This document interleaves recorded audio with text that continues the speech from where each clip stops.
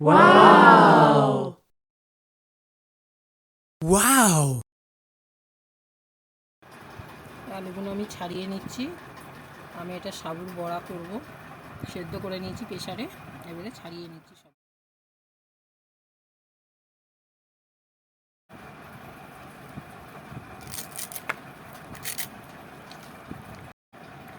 ধনে পাতাটা কেটে নিচ্ছি। এরপরে আমি পেঁয়াজ, কাঁচা লঙ্কা, একটু রসুন, একটু লেবুর রস সব দেব। এটা হচ্ছে পেঁয়াজ কাটা, কাঁচা লঙ্কার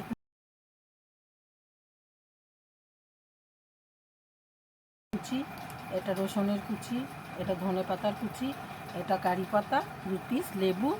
এই আলুটা আমি সাবুর বড়া করব। এই আলুটা আমি সিদ্ধ করে রেখেছি, আমি এটা মেখে নিচ্ছিলাম। আর এটার সাথে আমি এই সাবুটা দেব, দিয়ে এটাকে সবগুলো উপকরণ দিয়ে আমি মেখে আপনাদের দেখাবো।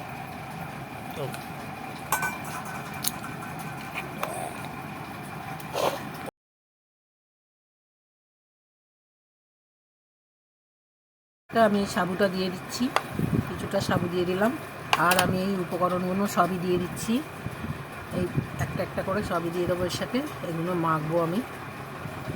আমার মনে হচ্ছে আমার জায়গাটা একটু ছোট হয়ে গেছে, একটু বড়ো জায়গা নিতে হবে।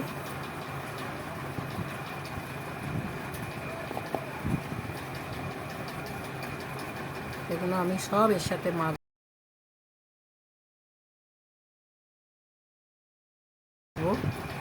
এর সঙ্গে একটু কর্নফ্লাওয়ার দেবো আর একটু বেসন দেবো। লেবুর রসটা দিয়ে দিচ্ছি। এবারে পরিমাণ মতো নুন দিয়ে দেব, পরিমাণ মতো নুন দিয়ে দিলাম।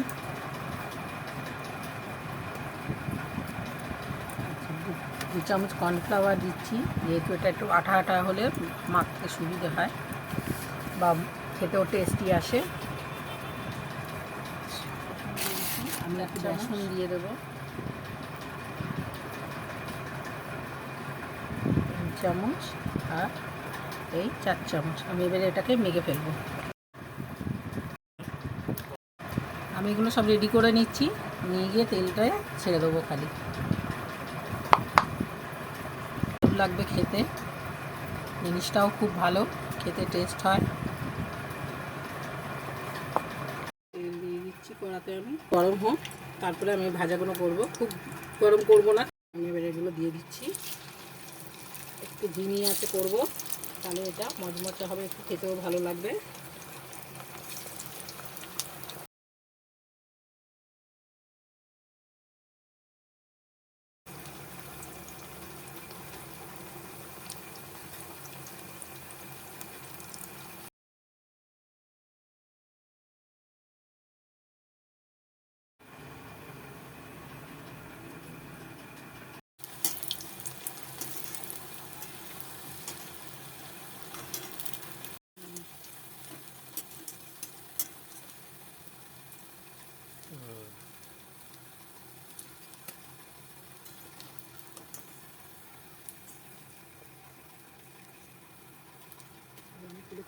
ভাজা ভাজা হয়ে গেছে।